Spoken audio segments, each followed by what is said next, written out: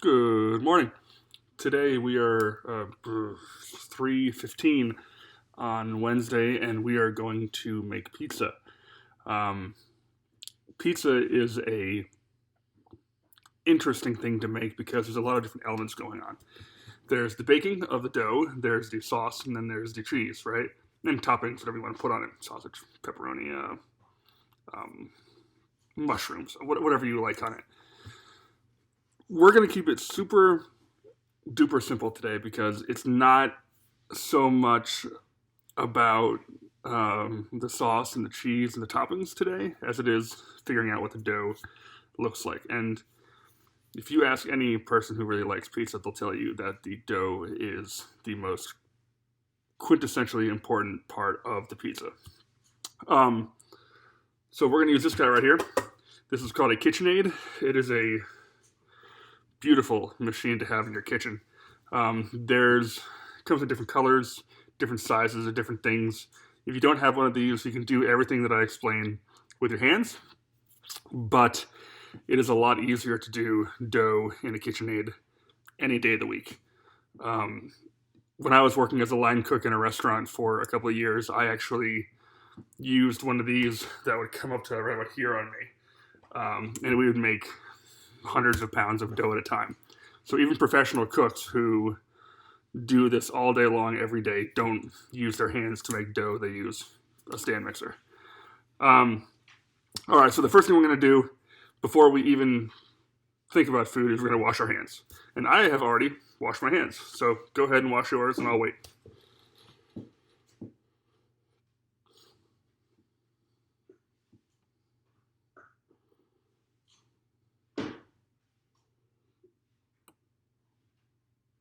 Cool, thank you.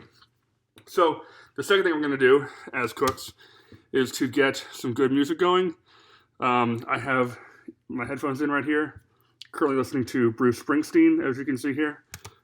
This recipe is a little more involved than the last recipe for the omelet, so it's going to be a little more labor intensive. Not harder, just different, and I highly suggest having music going while you're cooking just to kind of cool things off and help you concentrate. I know some of you like music more than others. Whatever you like, just put it on. And again, professional cooks have music going all day long as well. Let's do this. So the first thing we're going to need to do is orient ourselves towards look at the big bag of apples. Yeah. The first thing we're going to have to do is get our dough going. So let's start with about a little more than 2 cups of flour, which I have right here. I've already measured it out. You should be able to measure out flour just fine by yourself. Your parents and grandparents will know how to use cup measures. It's less about getting exactly 2 cups as it is getting the proportion to, or the ratio of water to flour correct. We want about a 1-to-3 ratio. So flour goes in. I'll have to do this so it doesn't make a mess. Right in there like that. Some people, when they make dough, they like to add the water and the yeast first. Well, that's perfectly fine. You do that if you want to. Just throw some water in here, a little bit of warm water, a little bit of yeast, and a little bit of sugar to help the yeast kind of wake up. But for right now, we're going to throw everything in the same time because it doesn't really matter. We have warm water right here. So we have a little more than 2 cups of flour, 2 1/3, and then we have 3/4 cup of water. That's going to go right in.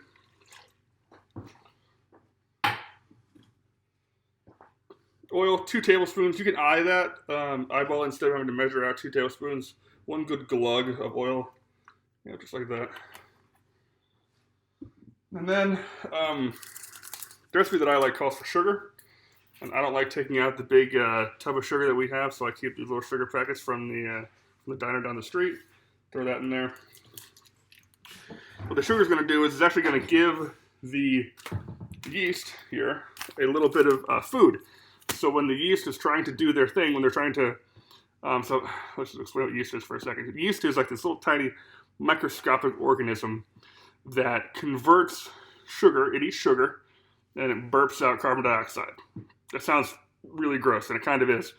But the way that it works is that's what gives the bread its fluffiness, right? And that's what gives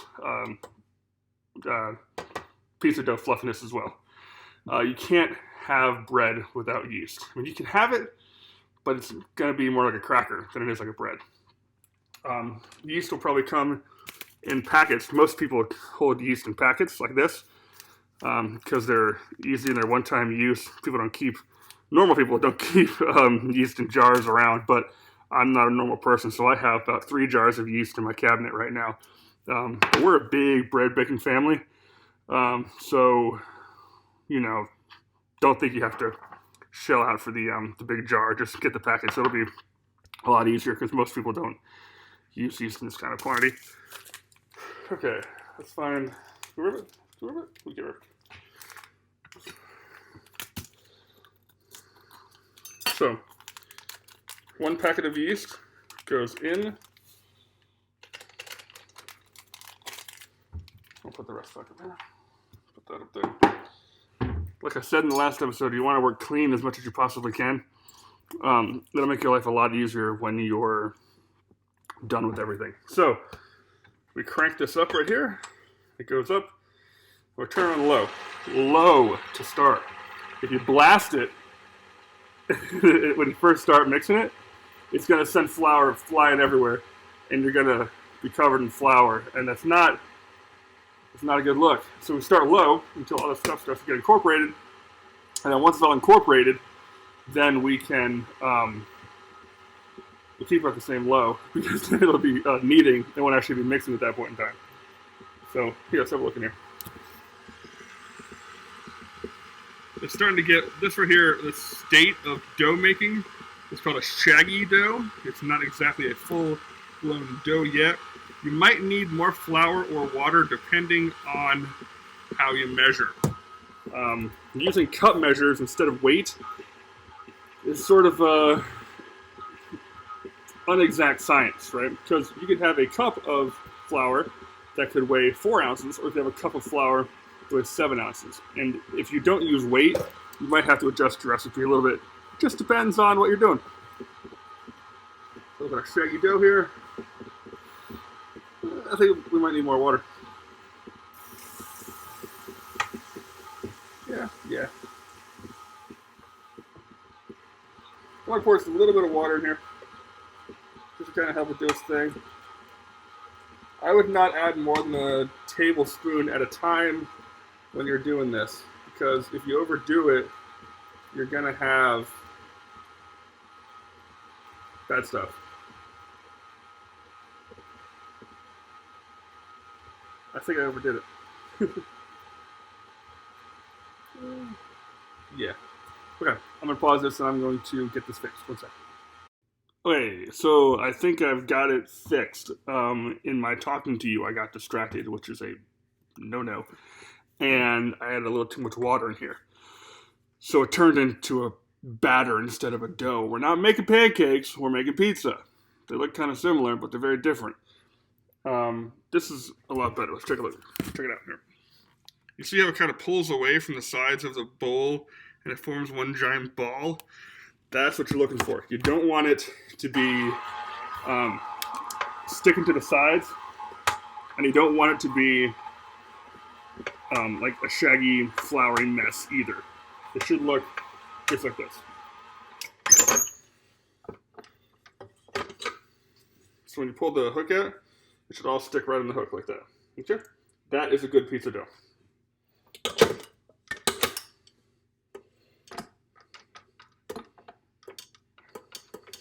Come together. Not looking at it? There we go. Okay. So, now, flour hands. So now, we continue leaving it on, alright, for a long time, because right now we're not mixing it anymore, we are kneading it. And kneading is a complicated process in which something inside of the flour called gluten it's usually like this mesh, kind of like this, right? And you want it to like, how do I explain this?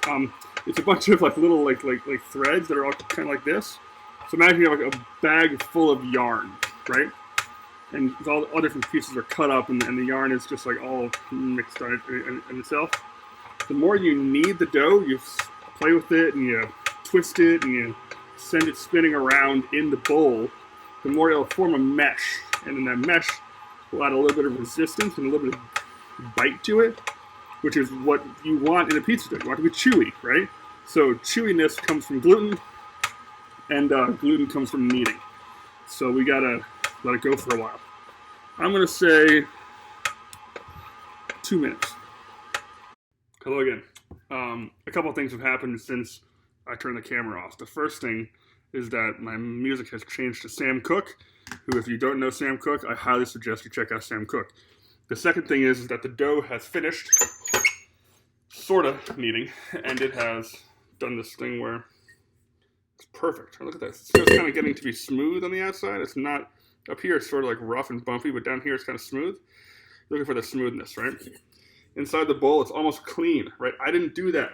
I didn't wash it. I didn't put any water in there. That's all the dough doing that work for me. Cool stuff. All right, so what we're going to do is we're going to take the dough off of the hook, right? Yar. We're going to take the dough off the hook. And in our hands, we're just going to form a ball with it, okay? If you want to be fancy, you actually tuck the ball over like that. Tuck it over again. And tuck it over one more time to get a super smooth surface on the top. This is what professional pizza chefs do. And I did hundreds of these things a day when I was working as a line cook. So, super smooth ball like that. It's a beautiful little thing.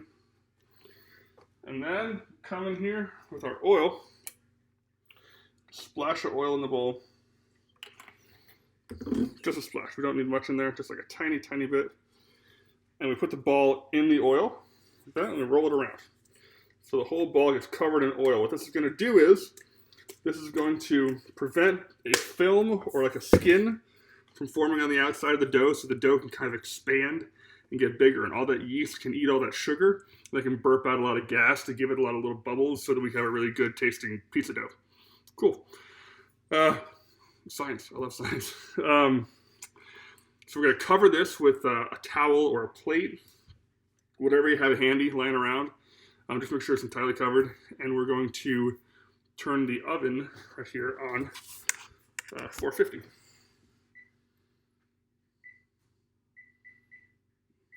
Now, a good question you might be asking yourself is, we still have a dough here. We don't have a pizza. There's nothing on top of it.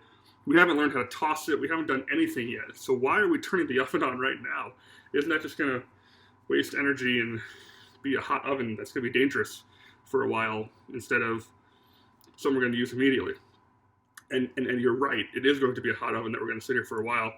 But we want it to be at exactly 450 when we throw the pizza in, because a really hot oven, a really, really, really NASA hot oven is what we want for a pizza. If we put it in a cold oven, like a 200 degree oven or a 350 degree oven, it's going to come out not as good. It's not going to be chewy on the inside. It's not going to be crispy on the crust. It's going to be just boring and bland, and we don't want that. So a good hot oven. The ovens that we used in my restaurant were 550, I think, and they were all day long, constantly going 550. We had one day it was 100 degrees outside.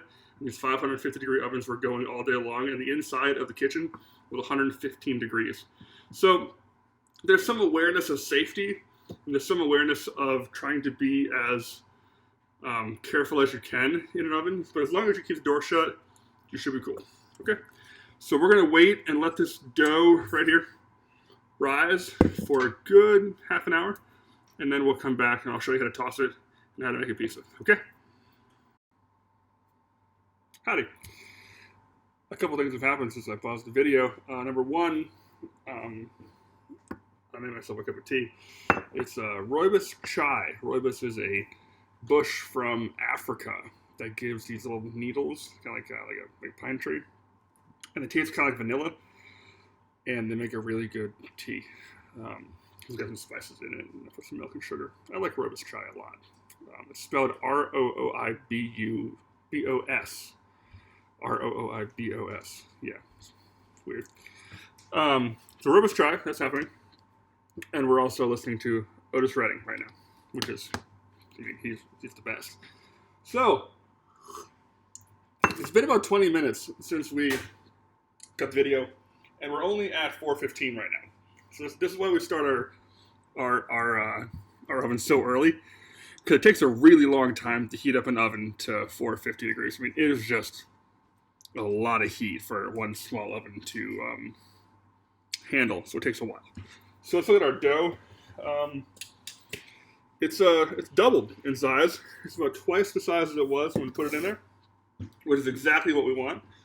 And let's get out a cutting board and make some magic happen.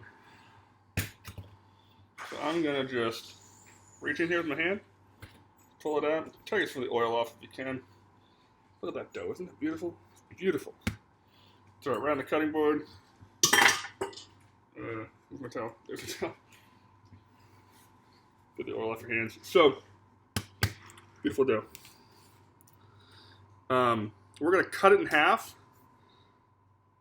I think that'd be about right for a pizza. This type of knife, by the way, is called a Santoku knife. And the most noticeable thing about a Santoku knife is right here. These little bumps, they're there to help vegetables not stick to it so much. So you can chop really fast, and the vegetables won't stick, and you can do a lot of really cool knife work with it. I would advise not using knives because they're really dangerous. You can cut your finger. We'll do knife work in a different, probably, episode. But for now, just have your parents do it, or your grandparents, okay? So, in half, the other half of the dough can go into the bowl again. Don't quite need it. All right, so dough placed down.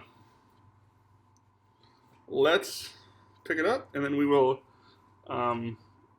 make kind of like a small pancake circle-y looking thing out of it, like that, okay?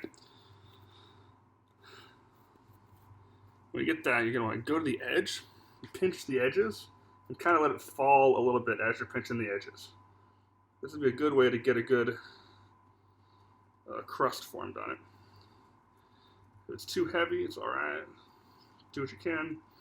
Fill in the holes where you make them. Not a big deal. So, oh no. So then when we get that, we get kind of a thing looking like this, right? Toss it back and forth a few times if you can. And then hit it with your fingertips. Okay, flip it over. Fingertips again. Cool. So, we'll come with our pan here. Where's my oil? I didn't take it out yet. Alright. You want to spray your pan with oil, because that will help it not stick to the pan. Just like that. Get the edges a little bit if you can too, because that will, again, help it not stick so much. So, dough goes in, that, and just try to spread it out as much as you can so that it gets flat, okay? This is not going to be an exact science. It's not going to be perfect. It's going to be a little messy. It's going to be a little oblong. It's not going to be shaped perfectly. That's fine. Okay, stretch it out as much as you can. If you want to have a crust on it, make a crust. If you don't want to have a crust on it, don't make a crust. It's fine. It's all good, man.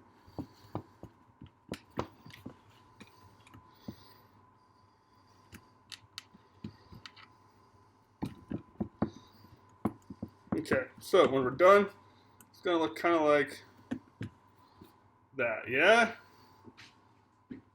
Pizza dough, cool stuff. Alright, now, here is the tricky part. If you are like most people, you don't want to spend the time making the pizza dough and trying to do all that tossing and the waiting with the kneading and the yeast and all that stuff. You just don't want to do it. So you can do like I do. Just buy one, right? Some at the store in a tube. The tubes look a lot like the tubes that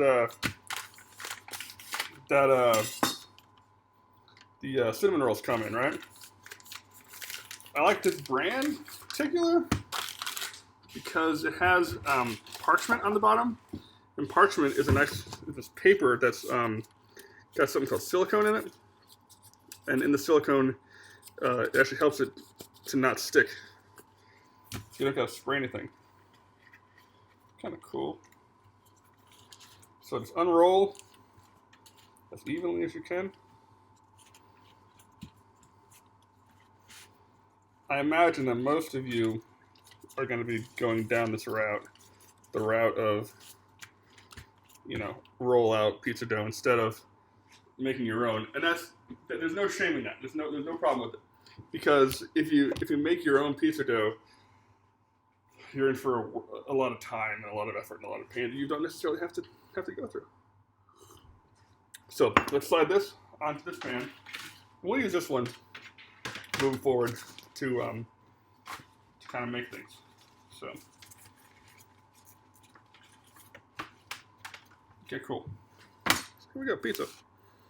Just like that. We'll get rid of this and deal with that later. So what are the two main toppings that go on pizza? The first one is obviously sauce, right? And the second one is that's the cheese. Mozzarella cheese is pretty much the gold standard. You can put some like provolone on there, ricotta if you're feeling fancy, but just sauce and mozzarella cheese will be totally fine. We are not going to make our own sauce, even though I like making my own sauce. It's a lot of work as well. So let's get a sauce out of here. I got the cheese out right here. Where's my sauce? There it is. So the problem that most people experience when they put sauce on a pizza is that they oversauce it. They put way too much. And that makes it sloppy and soggy and no good. You don't want to do that. So for a pizza this size, this is about as long as my arm, you're going to want to maybe have 2 spoonfuls on there. Yeah, it's about right. Spread it out as much as you can. Want a thin coating. A little bit, not much. There's a lot of liquid in these tomatoes. If you put too much, it's going to just make it soggy and limp, and that's not good. Not a good pizza.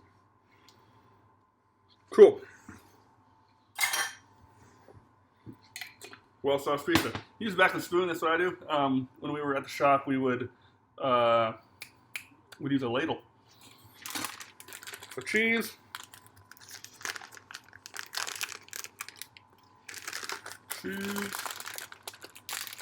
Same as the sauce, not too much. If you add too much, it's all going to fall off. You should use about a half a bag for one this size. Not too much at all. There we go. All right. So now all we got to do is put it in our oven, which is at exactly 450 degrees. Perfect, right? So it goes in the oven. When we open the oven, there's going to be a blast of hot air. So when I opened up, I have to move to the side a little bit, or over to the side like this, the way it's not hitting me right in the face when I open the oven. So open it up. Very, very, very carefully, or of course have your parents do this. Slide the pizza in, shut the door, wait about 7 minutes. Okay, so a couple of things. Number one, it has not been 7 minutes. It has been 10 minutes, which means that you need to keep an eye on your pizza, because sometimes things operate differently, right? There's no 2 models of car that do the same thing all the time, every time. The knobs and the buttons and the dash look different, and it has a little more gas, and it goes a little faster, and you got to keep an eye on it, right? So 450 in this oven means that I got to cook my pizza for 10 minutes, just so you know. The second thing is that we're listening to No Doubt now. This is a great band from the 90s. They play a genre of music called ska, and they're just incredible. You should check them out. All right, pizza's done though, so we're going to pull it out. I'm going to highly, highly suggest that you have an adult do this for you. don't, because just don't, because if you drop it or if the oven mitt slips a little bit, or it's just going to be really bad. So have have an adult do this for you, no discussion. Thank you.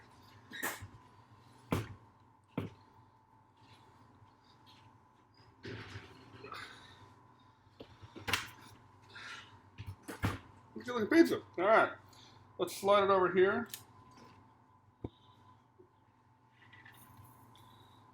Slide it right into the cutting block. I think that'll be a lot easier to cut on. Beautiful.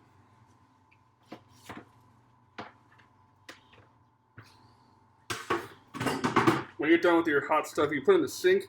That is a good place for it to cool down. The way it's not on the counter, it's not near plastic stuff, it's not near little kids like my 4-year-old daughter. It's just away. Sink is a good place to put stuff when you're done with it, because also then reminds you to clean it. That's right. All right. Take our same Sentuku that we used earlier. Actually, you know what? Let's not cut the pizza yet. Let's think about some ways we can make it better. My personal favorite way of making pizza better is to brush garlic butter on it. That is just, if your pizza's here, it'll take it to here. Garlic butter is a great way to enhance the pizza. Another great way to enhance the pizza, a little bit of oregano. Nothing wrong with a little bit of oregano. It's a great Italian spice, and it kind of helps things taste a little more like pizza. Smells wonderful. And then Parmesan cheese. This is the stuff that they put. These two things right here, and then red pepper, which I think I have some up here too. Yeah. These three things are the things that they put on the tables at pizza restaurants, right? Red pepper, and then Parmesan, and then oregano. So I'm not gonna mess with tradition here. Parmesan, great stuff.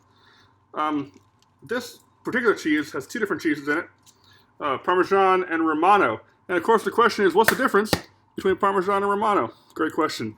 Parmesan comes from a town in Italy, or a region in Italy called Parma.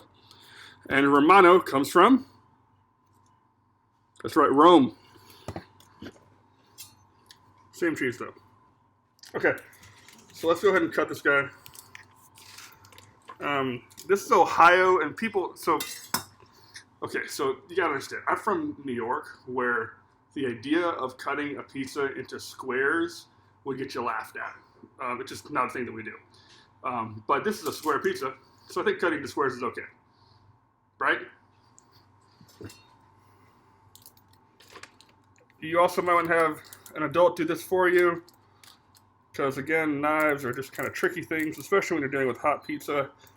Not a lot of forgiveness here, so I would highly suggest you have an adult do this for you. Go.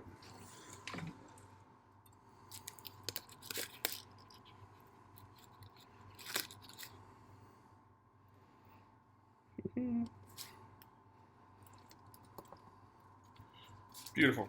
What's cool about that parchment that was on this paper, that was on this pizza dough, you just leave it right on there, and just cut right through it. Helps move it around a lot. That's it! Pizza, done! Easy peasy, lemon squeezy. Nothing difficult at all about a pizza dough. If you have any questions, please feel free to write to me. I realize that this video is probably a lot longer than the last one. I'm sorry about that. A little more involved in making an omelet. But yeah, any questions, feel free to write to me. I'd love to hear your feedback and see how things are going in the kitchen realm with you guys. If you have any suggestions for the next dish, let me know. This pizza right here was suggested by one of your classmates, and I appreciate that. So let me know what I can do, what I can cook, and I'll talk to you all soon. Thank you so much. Bye.